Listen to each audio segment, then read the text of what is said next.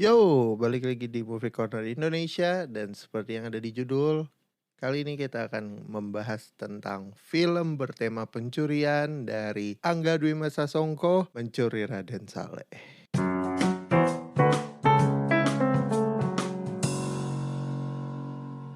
Nah, seperti biasa untuk pembahasan kita akan ada pembahasan sinopsis, terus ada shoutout buat cast and crew, habis itu ada hal yang gue suka dan nggak gue suka dari film Mencuri Raden Saleh. Hopefully pembahasan ini nggak spoiler dan harusnya ketika episode ini tayang sudah mencapai lebih dari 2 juta penonton filmnya. Apakah sebagus itu? Mari kita lanjutkan ke pembahasan.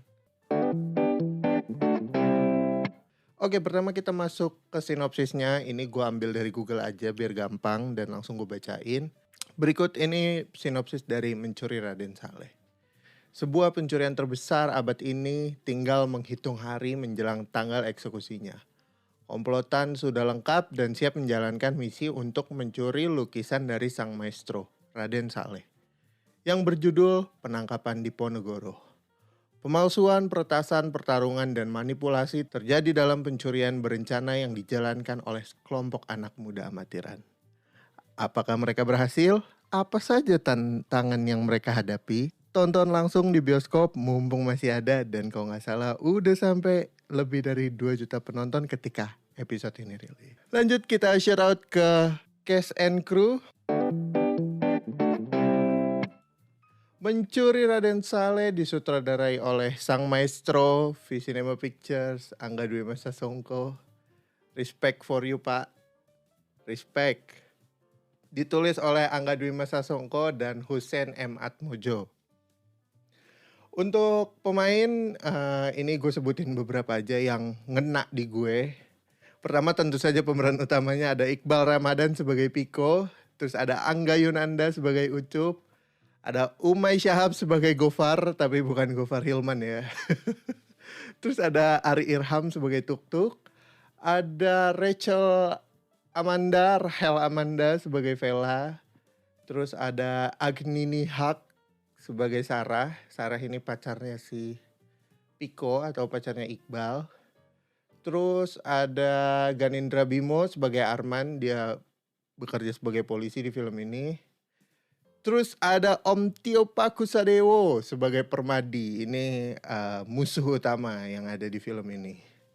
Terus ada Dwi Sasono sebagai Budiman. Budiman ini adalah ayah dari si Piko. Terus ada lagi Muhammad Khan berperan sebagai Rama, anak dari Permadi. Dan beberapa pemain lainnya yang kalau disebutin bakalan panjang banget. Tapi kayaknya udah cukup sampai situ aja. Lanjut ke pembahasan filmnya ya, tentang Mencuri Raden Saleh.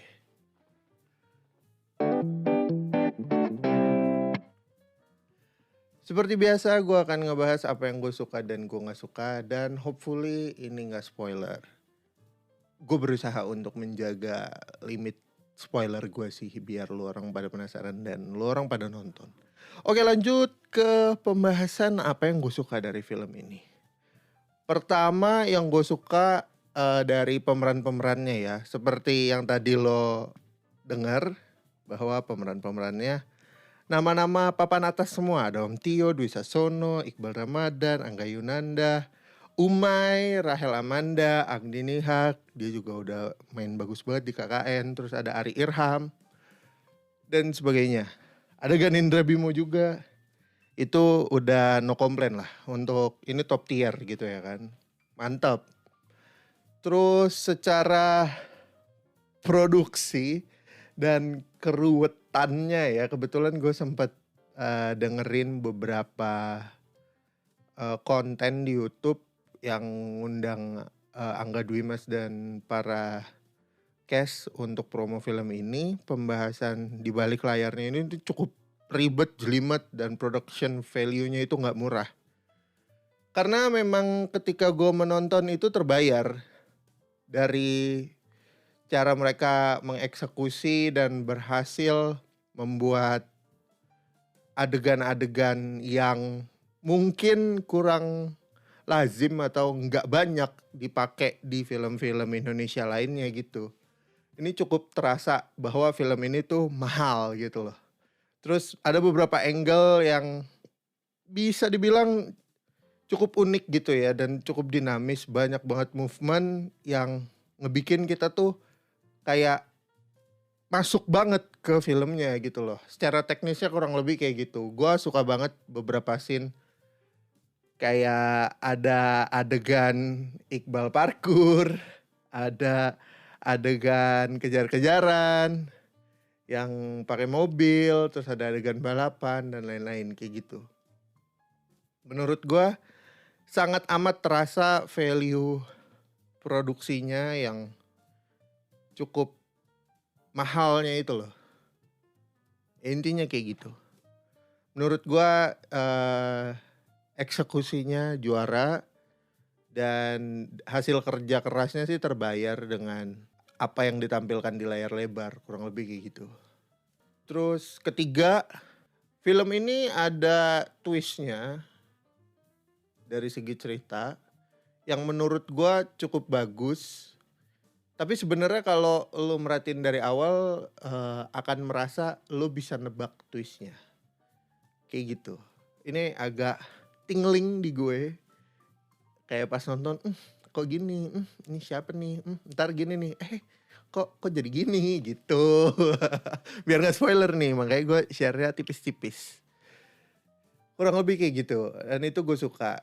Dan yang terakhir mungkin beberapa Easter egg ya. Di sini tuh kayak beberapa adegan actionnya cukup menguras pikiran. Contohnya kayak adegan balapan itu mereka ngambil set di kota tua, tapi karena punya keterbatasan waktu dan tempat, satu dan lain hal, kalau lo cari-cari di YouTube tentang behind the scene-nya, lo akan tahu bahwa Angga Dwi Masa Songko dan para kru gitu ya, menaruh bukan cuman hati, pikiran, tenaga, tapi semuanya. Karena dengan time window yang pendek, yang kecil, mereka bisa dapetin hasil sequence balapan yang bagus gitu loh. Itu juara sih, itu salah satu yang gue suka gitu. Nah, mungkin kalau tadi udah ngebahas yang bagus-bagusnya, kita bahas kekurangannya nih. Kekurangan dari film ini menurut gua adalah di cerita seperti layaknya film-film Indonesia lainnya atau film action Indonesia. Ceritanya atau storytelling yang disampaikan kurang pas gitu. Oke gini, gue bisa bilang kurang pas kayak ada beberapa skenario conversation percakapan antara aktor yang kurang natural, terus gue ngerasa development story-nya tuh harusnya bisa lebih dikembangkan gitu ya. Tapi terkesan apa ya? Kayak kurang sudut pandang gitu. Mungkin di sini karena ditulis oleh Angga dan dibantu juga dengan Hussein M. Atmojo, mungkin ya bisa dikasih satu penulis lagi kah yang punya storytelling yang bagus tentunya. Karena menurut gue di sini karena Angga berperan sebagai sutradara juga agak sedikit bias, harus bisa dibilang selaras dengan teknis produksi yang ada gitu loh. Jadi ceritanya gue ngerasa kayak kurang kuat, kurang dalam, storytellingnya kurang nyampe. Udah gitu kalau gue ngikutin dari awal ke tengah ke akhir, awal ke tengah itu tuh pelan banget. Agak kurang semangat, kurang seru. Tapi intronya jelas, lengkap gitu loh. Dari tiap karakter diperkenalkan cukup banyak background story-nya untuk dapetin motivasi kenapa mereka harus melakukan pencurian lukisannya si Raden Saleh gitu. Terus dari tengah ke akhir terasa mulai intens, cepet, dan selayaknya film action atau pencurian gitu ya, konflik-konfliknya tuh mulai eee, timbul emang tengah ke akhir, bahkan sampai ke bagian twist-twist-nya juga di akhir itu cukup intens gitu loh. Cuman ya itu, karena storytelling-nya kurang dan kayaknya skripnya bisa di-develop lagi lebih bagus. Gua harap sih misalkan ada yang kedua gitu ya di universe, para pencuri ini, harapannya bisa lebih bagus. Ya contoh lah kayak model Phil Cop atau model NKCTHI gitu, meskipun kesannya agak kaku atau a little bit kurang natural di beberapa scene, itu masih relate gitu. Yang ini tuh banyak yang enggak untuk dari segi cerita gitu loh. Terus untuk yang kurang lagi, ada beberapa adegan menggunakan visual effects yang harusnya bisa lebih rapih lagi atau cari partner yang bisa bikin VFX-nya lebih baik. Atau mungkin karena time frame schedule mereka agak terlalu ketat, jadi dieksekusinya kurang sempurna, kayak gitu. Tapi secara cerita nggak terlalu mengganggu.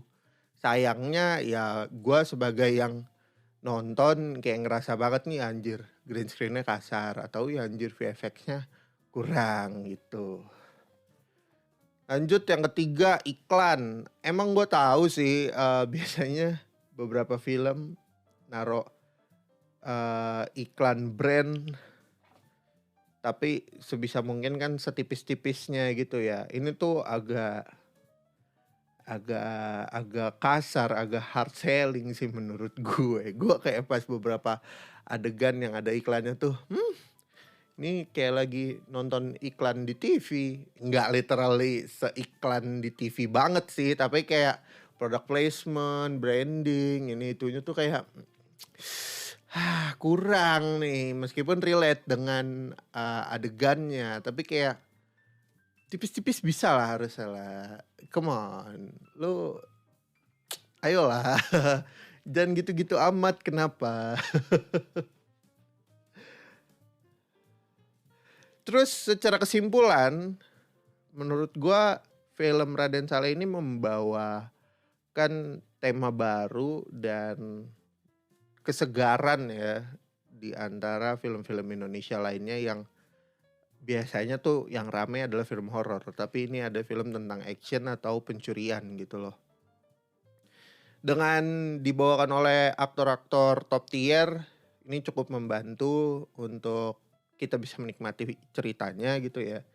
Tapi kalau bisa ya development ceritanya lebih dinaikin lagi gitu levelnya. Gue ngerasa masih banyak yang kurang. Contoh kayak film heist yang paling terkenal kalau di atas 2010 tuh ada Den of Thieves, ada Fast and Furious, terus Fast and Furious 5 khususnya gitu ya, yang ngebobol brankas. Terus gue juga baru nonton Tower Heist. Itu tuh secara storytelling dan background story-nya, meskipun background story-nya singkat tapi story-nya dapet gitu. Terus contoh deh Money Heist yang gitu-gitu kan udah sekeren itu gitu loh storytellingnya mereka, meskipun itu dari Eropa bagian sana, di Spanyol sana, terus Korea juga udah ngikutin. Agak sayang nih kalau Indonesia belum bisa mengeksekusi yang seperti itu gitu loh. Harapannya sih lebih bagus lagi untuk orang-orang yang mau bikin genre film heist atau pencurian atau action pencurian. Hopefully ini menjadi salah satu milestone ya untuk film di Indonesia di 2020 ke atas gitu loh. Khususnya genre heist. Buat lo yang mau nonton, rating dari gue pribadi ini 8,5/10. Karena ceritanya menurut gue masih agak ngegelitik gue gitu loh. Ini harusnya bisa lebih bagus lagi. Kenapa nih gitu. Hopefully ya lu bisa enjoy lah nonton ini. Nah, ini salah satu rekomendasi ngerasain penyegaran di ranah perfilman Indonesia yang biasanya rame karena film horor atau film cinta-cintaan. Hopefully lo orang terhibur setelah nonton film ini. Ya kalau lo orang punya penilaian sendiri mungkin bisa share ke gue di DM Instagram, bisa cek ke @irsan56. Itu aja dari gue. Sampai ketemu lagi di episode selanjutnya. Bye bye.